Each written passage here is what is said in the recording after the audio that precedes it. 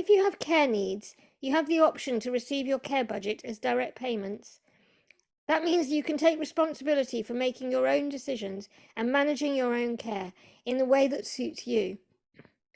In this series of videos, we'll look at the skills and knowledge that you'll need to run your own care team. So my sister used PAs from the time she left home, which was the early 1980s. And that was when independent living was first becoming a reality in this country, but in a quite a tricky way. So she used community service volunteers, and they effectively were like interns. They volunteered for a period of time. You can now receive funding to employ PAs as paid workers.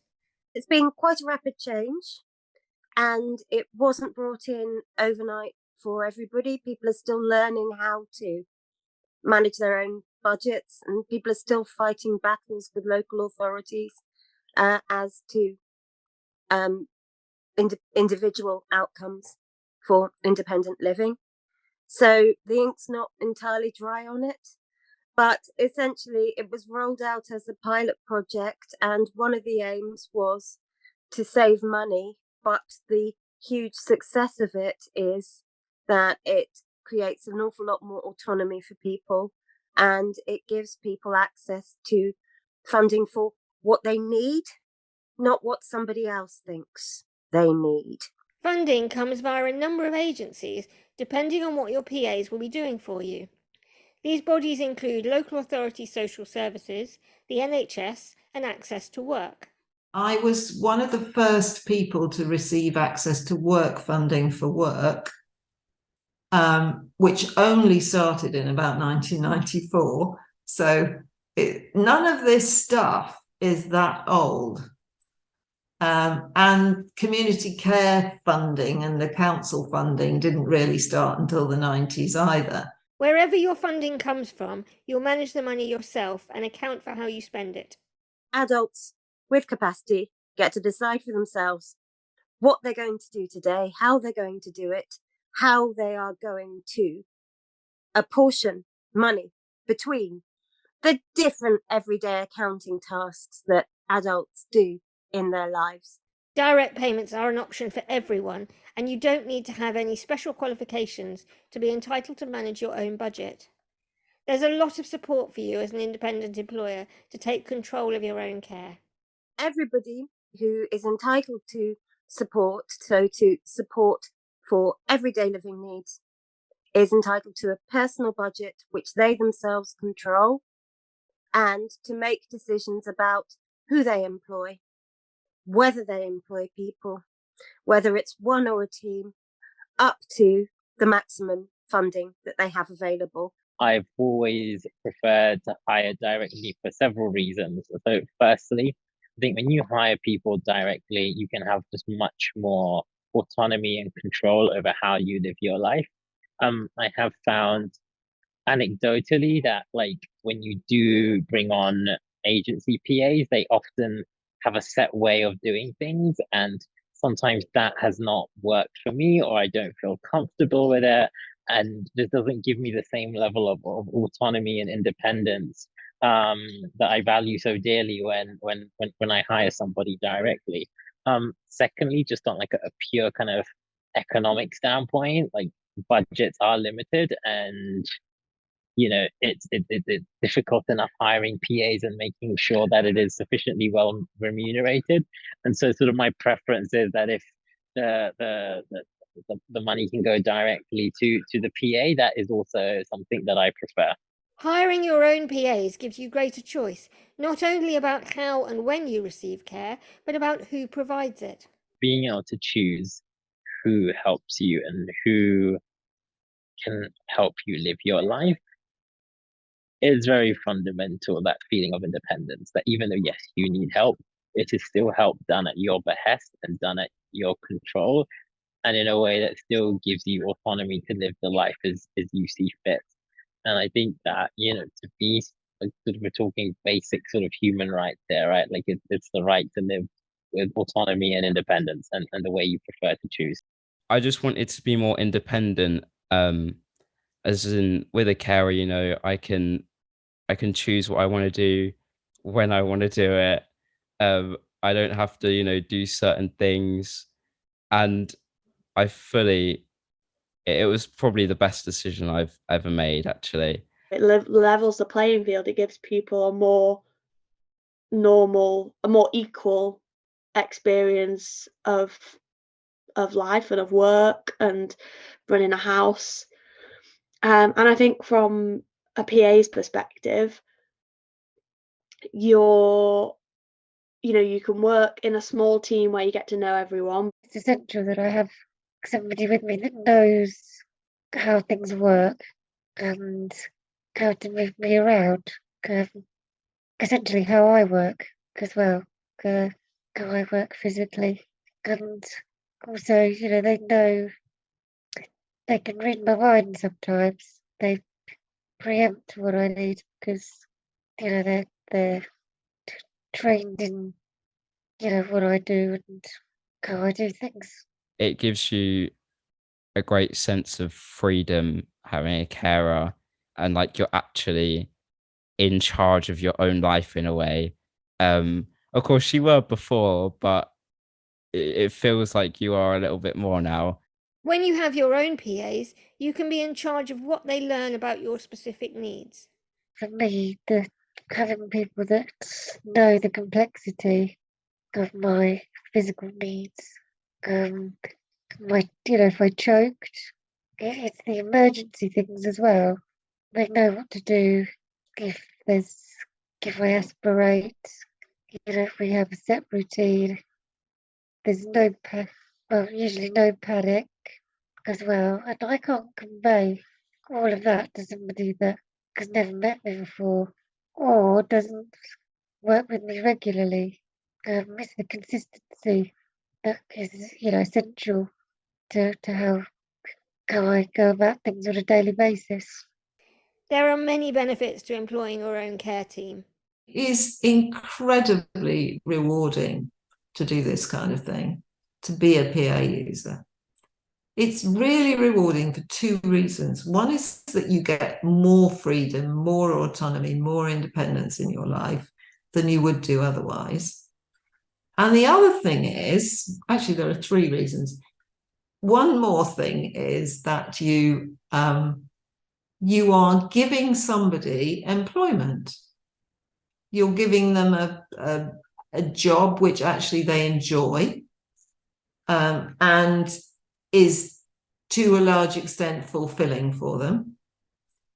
And the third thing is that actually you build some really good relationships. Hiring PAs has been transformational for me in so many different ways. So if I look back at just over 20 years ago, having PAs allowed me to move out of home and live at university. Then after that, I worked full-time in the City of London as a solicitor. It would have been completely impossible to be able to go to work every day with the kind of role that I did if my mom and dad were looking after me every day. Like having a PA allowed me to have a full-time job. Like my friends from uni, and yeah, it's something that allows you to live a I don't think we ever live. I don't think anyone ever has I don't think a normal life exists, but like some sort of a life as nearing conventional as one can possibly get. Relying on council staff who would be coming at specific times and where it would be very difficult to change those times, and the same is true of agency. That would be. I probably wouldn't be able to do the work that I do. And the work that I do is what really sustains me. I love it. And it's what I'm here for. You've got to understand, I don't get up every day and do the exact same thing and eat the exact same thing. I said, sometimes I even change my mind. On a travel front, like whether it be for business or for pleasure, I've traveled to many parts of the world over. And again, like I would never have been able to do that just being dependent on family for support. As much as family I know are there to support me, like just physically would not be able to do my personal care. Agency and council staff restrict your timings is very much the case for me in certain areas of my life at the moment. It makes it quite tricky. I can't be as spontaneous as I would like to be. If I need to go to the theatre or something like that, I have to arrange one of my team to do an extra shift in order that I can have that late call. When you decide you want to receive direct payments, it'll be set up through the government body or bodies who are responsible for funding your care. A few people self-fund, in which case you would not need to account to anyone else because it's your money, but you still need to meet your legal responsibilities as an independent employer. My social worker at the time, who was supporting me through university from my local authority, she had the foresight to look into this and introduced me to my local support service, independent living support service. And I remember the day very clearly when the manager came to see me and was explaining how direct payments worked. At that time, it was funded by social services, and it was just like a breath of fresh air. I can't describe how empowered I felt, knowing that that was even possible. I contacted my social care worker and she was like, yeah, we'll get it all set up. And she's like, yeah, I don't think we're really going to have a carer before the start of university, which I didn't. Independent living support services can provide you with practical advice, template documents, and facilities for recruitment. Some local authorities do provide really good packages of PDF documents that you can fill in when you're employing a new new person to support you at home or to provide other services. You can get help with your admin responsibilities. She just handed me over to People Plus and they kind of did everything. They managed like the accounts, they gave me like employer insurance and stuff like that. So that was really, to be fair, I was like stressing out about that, doing all of that myself, and then to know that actually they've got you covered, and it's as easy as just sending in a timesheet. That was quite a relief for me, because I didn't know how to do any of that or didn't want to do any of that, and especially when you're studying, I think that could take up a lot of time. So the option, they did say you can do it yourself, but I was like, I'd rather you do it. It's all logged on spreadsheets in terms of hours and holiday accrual, and then it has to all be prepared once a month to send into the PHP team that monitor my care. The amount of money that you have available to spend will be set by the funding bodies, but how you use it to pay for your care is your decision. However, there are still some legal requirements. You then need to think about minimum wage, the national living wage, and you have to take their age into account for both of those. So pay them the correct amount. In the real world, I think everybody who's watching this will know that minimum wage isn't going to cut it most of the time, depending on where you live. So paying the market rate, because it's quite a lot of process involved in onboarding and inducting a new employee. So you don't want to keep having to do it again. That was one thing that I wasn't really like sure on, how many hours I would actually need, like realistically. And that I didn't really feel there was that much like guidance on that. But like looking back, it's easier to take away hours than add hours. So it's definitely, the best thing to get as many hours as you can. There's also within that a strand of freedom to make the occasional bad decision, to make the occasional bad budget. to have to eat beans on toast for a couple of weeks because you had too much fun another week. And that's so liberating for most people to be able to make your own choices, good or bad, as long as they're within the law. Every employer, whether they employ one person or 1,000, has legal responsibilities relating to tax, health and safety, and insurance. Make sure that I pay tax and insurance, tax and national insurance every month, and adhere to all of the legal responsibilities. Making sure the insurance is renewed every year. You do need to provide a pension scheme as at least an option for even one employee. And you do need to budget for your contributions to that scheme. They're probably not going to be huge, but they do have to be part of the budget.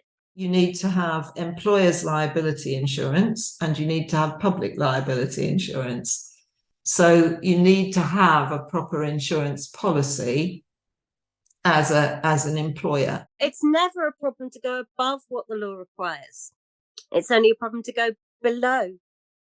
And people seem to think that law is binary, like you've met it or you haven't met it. Exceeding it is actually a really good comfort zone to be in. And it gives people a lot of confidence. Although you take overall responsibility, you can get professionals to do the employment admin for you. You need to account every month for your PA's wages. But actually, you can get other people to do your wages for you. You can get a payroll company to do that for you. And you would send them the hours that your PAs had worked, and then they would sort out the payroll. And they would sort out your tax and national insurance obligations. I don't do that because I prefer to be able to pay my PAs really quickly and under my own control. And HMRC has a really nice little tool called Basic PAYE Tools that you just download from the internet, and you can put your employees onto it, and then they will do, you enter all the information month by month, and they will do the calculations for you. So I decided that I wanted to manage my own payroll. So that's the biggest responsibility, and in terms of administration and time. I do the payroll every week. I've been managing my care package for a long time now and administering it. So it's just become part of my daily, weekly life. It comes very naturally now, and it's just sort of what I do regularly. It's quite easy. It's the same sort of routine every time, and I find it pretty easy to manage. I was quite worried about doing all of the admin-y stuff at the start. And I think the support that they showed me was really good. I had regular emails from them. It was laid out really well on what I had to do. The forms were, easy to fill out. So I was really worried about, doing all of that. It was like a whole new world. Like you just hit, around 18. When you have all the paperwork in place, it's time to get to the practicalities of having your own employees in your home. My home is also my PA's workplace, so I have to make sure certain things are adhered to in terms of employer responsibilities. Make sure that equipment is regularly serviced, that the house is a safe place, that they feel secure and because they stay overnight. So I have to make sure the house is maintained as well. Remember that they are. It's a difficult balance to strike sometimes because I don't want to make my house feel too clinical either. So yeah, I'd like to think that it's a nice place to work. My employer was very welcoming when I arrived, and very keen to reassure me that if I had any questions they could answer, or things around food shopping or anything that I needed. In the early stages, and I think this is really key at the beginning when somebody starts working with you. It's just trying to understand them a little bit and trying to understand what is it you can do kind of in your home to make them feel like, they are comfortable there. So I would caution against any hard and fast rules, apart from just communication and listening and trying to understand what is it you can do that's realistic. Again, it's got to be realistic, right? But it's understanding what you can do that's practical in order to make sure that person is okay in your home. There's kind of spaces where, for example, the dining room, or she can go out or do whatever she wants. The PA room that I had, and having my own space, that room actually felt very much like my space. And that obviously it's a very short commute, but you're still there is still a sense of going from work and then into your space, and those being two separate things, which I think is important. Talking it through, getting the humanity in there probably makes it more comfortable for everybody and heads off problems and lets people have a bit more autonomy in situations where, here's what the employee is supposed to do, but there are different ways of doing it, and there are respectful and dignified ways of doing it and tolerant ways of doing it. There are also unobtrusive ways of doing it, and nurturing that relationship is just as important as meeting the legal requirements. It's an exciting transition to greater independence, but it can be a big change. Before I started employing PAs, my care was mainly provided by family. I lived with my parents and my sister. And when I was at school, I had support workers. Then things changed a little when I went away to university, and my care was provided when I was there by community service volunteers. So that was sort of my first taste of having somebody else working with me and supporting me. The relationship between me and my mum, obviously I always say this, she was obviously she was my carer and my mum, but now she's more my mum and less of my carer. And it's just it's a different relationship, but I like it a lot better. And it's kind of taken the stress off mum to, try and balance work and being my carer at the same time. So in terms of family life, I think it's made it a lot better. It changed my life completely. Not having to rely on family and fit in to their routine, not wanting to bother them. It took a long time to get used to the freedom that it gave me. And with that, then I think came confidence as well, and that I could make my own decisions.